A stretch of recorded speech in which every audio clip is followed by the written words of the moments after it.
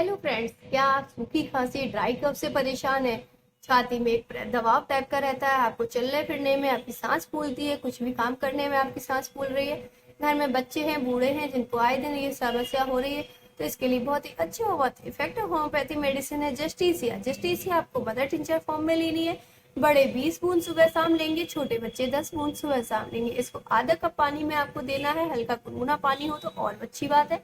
तो इसको आप एक से 2 दिन कंटिन्यू रखिएगा, देखिएगा आपको आराम महसूस होता है तो इसको 1 हफ्ते कंटिन्यू रखिए। आप